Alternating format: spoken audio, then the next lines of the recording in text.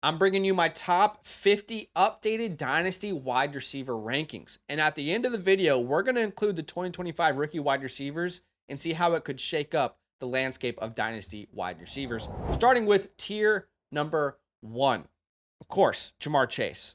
I mean, honestly, I have 2 other wide receivers in this tier, but he's probably deserving of being in his own tier entirely.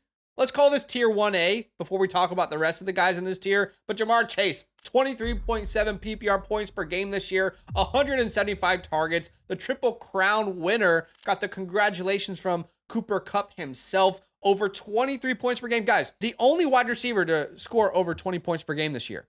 The only wide receiver to score over 19 points per game this year. I mean, number 2 was Puka Nacua at 18.8. Ja'Marr Chase was in a world of his own. There's no reason not to have him as a wide receiver 1. Joe Burrow long term, he might need to be in a tier of his own at this point. Wide receiver number 2 for me in my rankings, Justin Jefferson. If Jefferson isn't the definition of quarterback proof, I don't know who could be. I mean, honestly, like, if Jefferson's not quarterback proof, who the hell could be? I know Sam Darnold might or may not sign an extension. If he does, great. We got a good Justin Jefferson here. If he doesn't, JJ McCarthy. I mean, we have seen what Jefferson's been able to do with Sam Darnold. So I just don't worry about one of the best wide receivers we've seen in the NFL ever. Averaged over 18.7 points per game this year, 10 receiving touchdowns, over 1,500 receiving yards. I mean, he is absolutely safe and good to go. Now, wide receiver 3 here, CeeDee Lamb. Not the best year, of course. We all know that. You know, Dak Prescott went down with an injury. The offense as a whole completely fell apart, but he still was able to average 17.6 PPR points per game. And let's not forget, just a year ago, he was the wide receiver 1 overall in fantasy football. So don't let that skip your mind too much when you think about CeeDee Lamb. Dak's going to be there long term. He's a reliable quarterback for fantasy football. CeeDee's a clear alpha. Don't overthink this one. All right, tier number 2. This is a big tier for me, and these are all guys that I would kind of consider like untouchables right now in Dynasty football. Puka Nacua, my wide receiver 4. You know, we spent an entire last offseason people trying to discredit Puka Nacua. What will they do this offseason? I don't know, but I won't be a part of those conversations. The wide receiver 2 in points per game for the entirety of the season. And also, if you look at weeks 10 onwards, so the back half of that stretch, that money stretch, Puka Nacua was the wide receiver 2 again in points per game, averaging 22.3 points per game from week 10 onwards. And we're seeing Cooper Kupp really take a back seat. I mean, even in the playoffs, you know, he's got games where he's not even really involved. We've seen Puka Nacua become the clear dominant alpha number 1 wide receiver. That shouldn't even be a conversation heading into 2025. I mean, Puka Nacua, all-world talent, all right? All right, wide receiver 5 for me, Amon-Ra St. Brown. I mean, his season was weird because he was so good in certain games and so average in other games. It's like he either gave you 35 points or 12. And it really wasn't his fault because the games where he gave you 12, the Lions were just too good of a team. I mean, they just did not need their offense to score any more points. So many times this year, Amon-Ra St. Brown was held back in fantasy because his team in real life was too damn good. But Amon-Ra St. Brown, you know, still one of the best wide receivers in fantasy football. You know, on the season, the wide receiver 4 overall, 18.5 points per game. And then from week 10 onwards, has that 20 points per game mark, you know, in that money stretch for us. Long-term contract, you got the works there. All right, at number 6 and 7, this is where we have 2 rookie wide receivers who we loved coming in, Malik Nabers and Brian Thomas Jr. Teammates, they went to support Jayden Daniels in Tampa Bay. That was awesome to see. Wherever you have Malik Nabers ranked, I don't believe that Brian Thomas should be far behind. In fact, I believe they should be ranked side by side. I mean, yes, we can talk about how good Malik Nabers is. I mean, we all know that. Malik Nabers finishes a wide receiver 6 this season, despite having a quarterback room of Daniel Jones and Tommy DeVito and Drew Lock. I mean, he also had 170 targets, so that obviously helped, but he averaged over 18 points per game. We know how good this guy is. I mean, they just need a competent quarterback for him to have true number 1 wide receiver finish overall upside. If you want to put Nabers at the beginning of this tier, I don't hate it at all, right?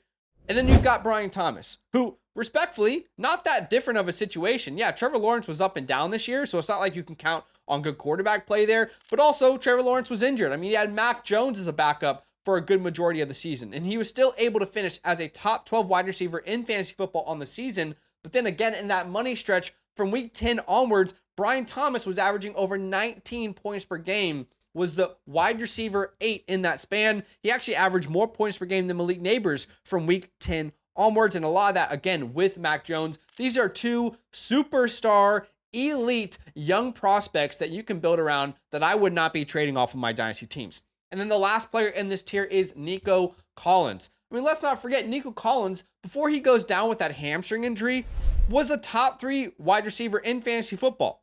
He's not that old. He just signed an extension this offseason. Tank Dell can't stay healthy. I mean, this is the alpha wide receiver that CJ Stroud is going to be throwing to for the next 3 to 4 years. There's no reason not to have Nico Collins ranked this high as well. And again, this is why we talk about tiers, because they are all interchangeable. All right, you can mix match them as much as you want. You want Nico at the top, you want Puka at the bottom. I value these guys in the same type of bucket. Moving on to tier number 3, Drake London will be the first name that we talk about here. Very good season for him. You know, even though Kirk Cousins was up and down, Drake London was pretty consistent, averaging 16.5 points per game. Wide receiver 14 in points per game this season. And then from week 10 onwards, we had Drake London average over 17.5 points per game. I mean, we know the last game he had with Michael Penix, he was an absolute superstar, over 30-point game. I mean, there is a real connection forming with him and Michael Penix. And Michael Penix looks like a reliable quarterback for Drake London for the foreseeable future. Right after Drake London, this is where I would have Rashee Rice. A lot of people forget that in the first 3 weeks, Rashee Rice was a wide receiver 2 in points per game. He had a better utilization rate than Jamar Chase and Justin Jefferson in the first 3 weeks. Before he went down with that injury, he was a true alpha, one of the most used wide receivers in the NFL, and it was working for the Chiefs offense. I mean, they were looking very good funneling their offense through him. I'm always going to buy the, suspension injury discount on elite ceiling type of wide receivers like Rashee Rice. Right behind him, we will have Jackson Smith and Jigba. Now, don't get me wrong. Jackson Smith and Jigba had a very, very good season. You can rank him higher than this, if you want. I'm a huge JSN guy. I labeled him a can't-miss prospect coming out of Ohio State. I can totally see if you want JSN ranked ahead of Rashee Rice, but I view Rashee Rice, as like a potential number 1 finish in fantasy football type of upside. I think JSN definitely has top 5 seasons in him. He finished as the wide receiver 9 this year, but he averaged 14.9 points per game, right? But again, if we look at the money stretch, that's where he really started to take over this team from week 10 onwards. That's why I keep mentioning this. He averaged about 16 points per game, which even in that money stretch from week 10 onwards was the wide receiver 20 in points per game, but still very reliable. You could ask some question marks around Geno Smith's longevity there, but they've already committed to him in 2025. All right, next player we'll talk about here, Marvin Harrison Jr. Yeah, for all the hits in 2024, this is probably the guy who had the most disappointing season, and I think it's unfair to place all of the blame on Kyler Murray. I know everybody wants to do that right now. I know it's the common thing to do. Did Kyler Murray have the best season? No, but if you watch these games, and I watched a lot of these games, I went back and watched a lot of Marvin Harrison. Respectfully, he did not play up to his standard. He just didn't. I mean, you're lying to my face right now. You're lying to yourself if you think Marvin Harrison played up to his own standard. There were a lot of plays that you expected him to make, and he just didn't make them.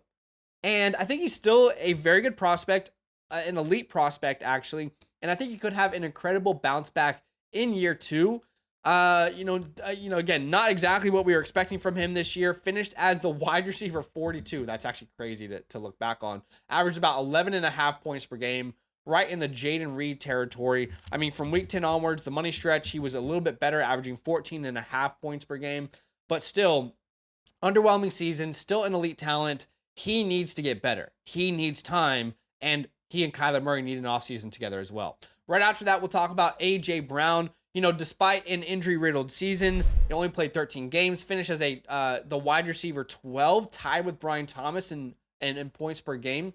And when I say finish, I'm talking about points per game, guys. But A.J. Brown, veteran guy, shares a wide receiver core with Devonta Smith, and this team was bottom of the NFL in passing attempts per game. So it's not really A.J. Brown's fault. I mean, Jalen Hurts gives you, mediocre games here and there, but, still a very good discounted top wide receiver for contenders.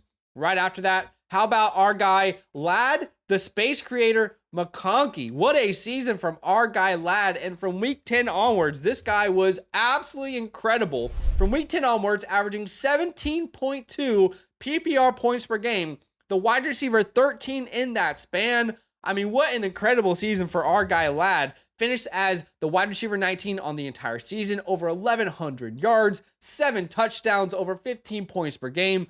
Looked incredible in the playoffs, set a record all time for rookie receiving yards in a single playoff game. Looks like the clear alpha moving forward for Justin Herbert. Obsessed with his career arc moving forward. Y'all know we were in on him from day one, and it's exciting to see him do well. Right after that, we've got T. Higgins, which honestly, if you want to put T. Higgins at the beginning of this tier, I don't hate that at all. I think that makes a ton of sense. If he re-signs with Cincinnati, he probably should be in tier 2. Like, honestly, I know that sounds crazy, but if T. Higgins does re-sign in Cincinnati, there's a really strong case to put him in tier 2. On the entire season, he was actually the wide receiver 5 in points per game. He averaged more points per game on the season than Malik Neighbors, CeeDee Lamb, Nico Collins, Mike Evans. I mean, he was absolutely incredible, but the issue was he was healthy and then he wasn't. He was up, he was down, and I think that's just the reality of T. Higgins. The way that he plays this game, you're going to have a season, and most seasons he's going to miss 4 games or so. I mean, that's just the reality of the situation that you kind of have to face. Moving on, Garrett Wilson. Now, Garrett Wilson, if you wanted to sell high on him, you would have had to done that last offseason. Still had a very respectable season, honestly, like over 1,100 yards, 101 receptions, ended up with 7 touchdowns, but still under 15 points per game. This team brought in Davante Adams. It's likely that Davante Adams moves on, so that's good, but we don't even know if Garrett Wilson wants to be here long term. We don't know what's happening with Aaron Rodgers. He might be on a different team. He might be retired. They might be starting Jordan Travis for all we know. I mean, Garrett Wilson might be in Carolina. We have no idea what's going on with Garrett Wilson. Difficult to rank as a talent. Put him at the beginning of this tier, but a situation we can't ignore at this point, right? Now, maybe you need a game plan for this offseason for your Dynasty football team. Well, we offer our Dynasty Playbook. There's 2 ways you can get it, either by going through the a la carte store on Flock Fantasy or by becoming a yearly Mother Flocker member with the promo code LAND. Customized direct information for your Dynasty team so you can dominate this offseason. Check out the pinned comment and let's get back to the video. All right, moving on to tier number 4, a big tier of a bunch of wide receivers that I would consider decent number 2s for your Dynasty team. Devonta Smith, who, had a good year, but again, the Eagles were bottom of the barrel in passing attempts per game. They were a very rush-heavy team, and that just hurt Devonta Smith and A.J. Brown. There's only so many pieces of this pie to go around, and when the pie is very small, it's hard for everybody to eat. But Devonta Smith does give you those boom games, but he's not very consistent. Chris Olave, very talented player who produced as a rookie and a sophomore, but dealt with injuries this year, bad quarterback play. DJ Moore, who had a down year. It wasn't his fault. This offense in general with Shane Waldron was terrible. Then they changed, offensive coordinators, midway through the season. You saw DJ Moore get more and more involved, more targets. I think there's a huge bounce back for DJ Moore on the way. Zay Flowers next. Good year. Technically made a Pro Bowl. I think Brian Thomas got snubbed, but was the wide receiver 36 overall this year. We know how talented he is. If he was ever fed 7 to 8 targets per game, what could he do with that? But the reality is there's games where he just completely disappears for this team. I mean, in the money stretch when you needed him, week 10 onwards, he was the wide receiver 52 in points per game, averaged under 10 points per game.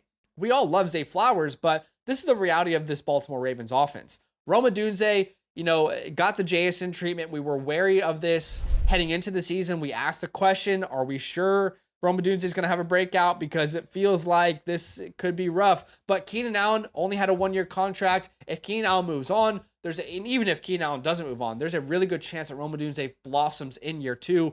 I would still consider him, like if you put Rome Odunze in the 2025 Dynasty class, he'd be my number 1 wide receiver. I still think he's a complete prospect, just stuck in a bad situation. DK Metcalf after that, DK Metcalf completely fell off the face of the earth when you needed him the most. Again, that money stretch from week 10 onwards was a wide receiver 44 in fantasy football. Took a real back seat to JSN. Wide receiver 34 finished this year, 12.5 points per game. It just wasn't good enough from DK Metcalf. And with Jason slowly starting to be a problem for DK, you do have to ask question marks of what does the ceiling really look like now that Jason has actually established himself. You have to ask that question.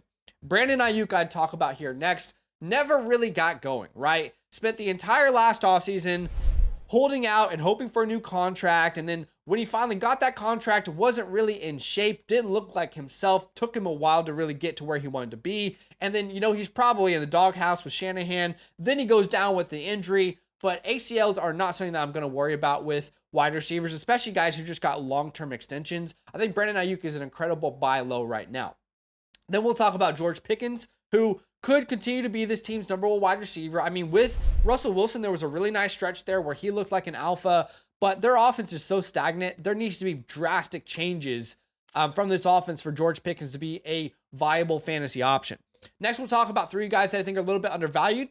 Jalen Waddle. When this team inevitably does move on from Tyreek Hill, Jalen Waddle, we saw in his rookie season, can demand a ton of targets. He set the rookie reception record, so we know that this team can funnel the targets through him whenever Tyreek does decide to move on. Whether that's this year or not, I don't really know. Jordan Addison, who had an incredible season when he was healthy, averaged over 14 points per game. In that money part of the season, Jordan Addison was averaging over 16 points per game from week 10 onwards. Wide receiver 18, had a huge amount of blow-up games as well. And then Jameson Williams. There's been this tag of inconsistency on Jameson Williams. I think we need to remove that tag because Jameson was very consistent in the back half of this season. He was very good, averaging over 15 points per game from week 10 onwards. On the entire season, he was a wide receiver 26. I mean, we all know how good Courtland Sutton was this year with Bo Nix. What if I told you that Jameson Williams averaged the same amount of points per game as Courtland Sutton? What if I told you that Jameson Williams and Courtland Sutton tied for wide receiver 26 in points per game this year? Jameson Williams, all-world talent, finally getting some consistent opportunities. All right, let's move on to tier 5. There's a lot of veterans in this tier. We'll go through this tier quickly. Terry McLaurin, a guy who's probably not going to drastically improve his value from here on out. He is a veteran wide receiver, but he's a reliable starting guy with Jaden Daniels, who's completely unlocked him. Tyreek Hill. Will Tyreek Hill be in Miami? We don't know, but we definitely saw a decline from Tyreek Hill last year. He was dealing with the injury, but the offense changed. If he stays in Miami, do we even want him to be there? There's a lot of questions you have to ask, but another good buy low in contending rosters. Jerry Jeudy, who was absolutely dominant with competent quarterback play. From the moment they moved on from Amari Cooper and Deshaun Watson tore his Achilles, he was a dominant wide receiver, completely broke out, proved Steve Smith wrong. I'm sure he was thinking about that for a while. Xavier Worthy, who had a really good second half of the season, didn't really start the year the way that you wanted Xavier Worthy to, but from week 10 onwards, he was at least serviceable, right? He averaged 11 points per game in that span. First round wide receiver. I think he's a complimentary piece. I've said that since day one. I do think Rashee Rice is the alpha for this team long term, but Xavier Worthy really helps Rashee Rice's game. And I also think the opposite is true.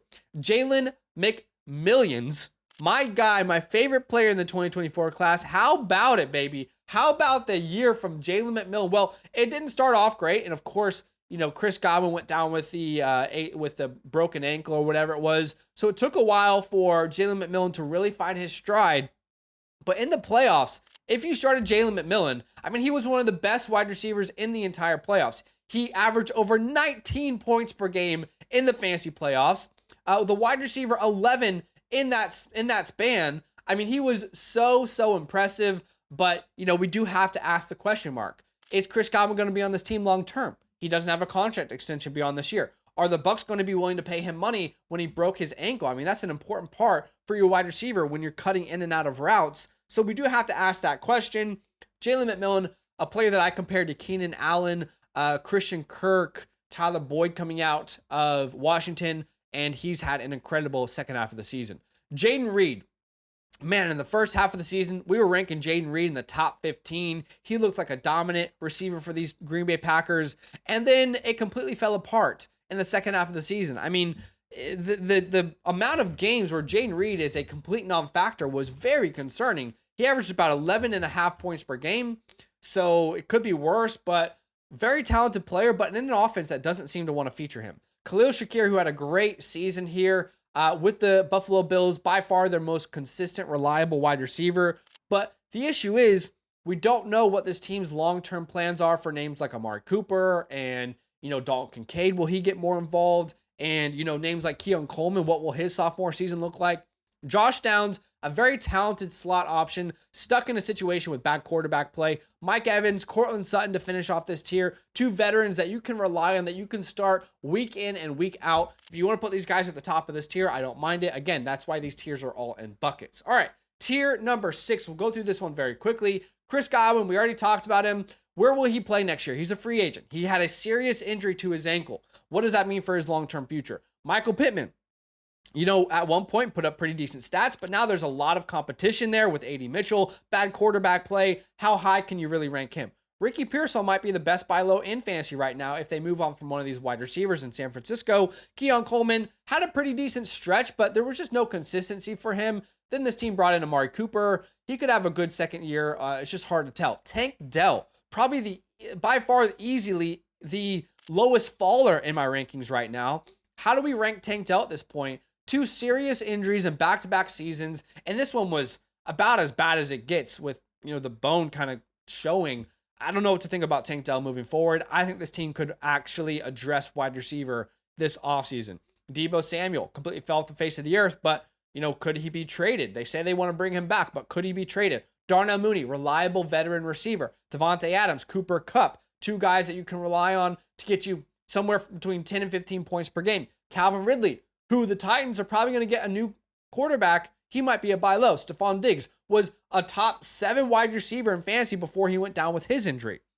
And then finishing off here with tier number 7, a lot of unknowns, I'd say, like Jalen Coker, big fan of him, Jawan Jennings, but there's so many wide receivers in San Francisco. Quentin Johnson's had up and down games. Xavier Legette hasn't been consistent. Jacoby Myers could be a great buy low. And Rashad Bateman, another great player, stuck in a situation that doesn't want to feature wide receivers. So it's hard to know exactly how high to value some of these wide receivers out of Baltimore, because ultimately you just feel like their upside is just quite limited. All right, so now we've come to the portion of the video where I'm going to rank the 2025 rookie wide receivers amongst this class. Now, obviously, draft capital is going to have a big part to play here when all is said and done. Landing spots, situation, it can all change. But right now, I would rank Luther Burden, Ted McMillan, and Travis Hunter if Travis Hunter plays wide receiver. I understand there's a lot still to be answered here, right? But I would rank them right around the Devonta Smith range, okay? Right around that tier 4. The upside to be in tier 3 as well if they have good rookie seasons or good situations. I mean, for example, let's say Luther Burden actually lands in Washington. I'd have a tough time not putting him ahead of Devonta Smith. Let's say Ted McMillan goes to the New England Patriots. I mean, I might put him right around A.J. Brown. So many different situations could change this right now. Let's say Travis Hunter comes out and says, I want to play primarily cornerback. Well, he's probably not even in, the top 4 tiers. So a lot can change. But right now, considering where I project these players to go, and also considering, film analytics and how I would grade them out, that's where I would place them. Now, we also can talk about my wide receiver 4 and 5 in the 2025 class. Jalen Royals and Emeka Egbuka. I put these guys at the back end of tier 4, right around the Jordan Addisons, the Jamison Williams. You could actually make a case that Terry McLaurin, Tyreek Hill, these guys should be ranked ahead of them. But again, without knowing draft capital, I'm obsessed with Jalen Royal. If the NFL ends up being obsessed with him, I'll rank him very highly and very aggressively. I love Emeka Egbuka as well. So these guys have the, potential to be at the top of this tier or the back end of this tier. So many things can change. I appreciate you watching the video. Do me a favor, hit that like button, show some love, subscribe if you like the content, and I'll see you guys very soon. All love. Now that those idiots are done talking, who needs some rankings? Hell yeah, I need some rankings. Then use promo code LAND, LAND, for 30% off any membership at flockfantasy.com. Oh.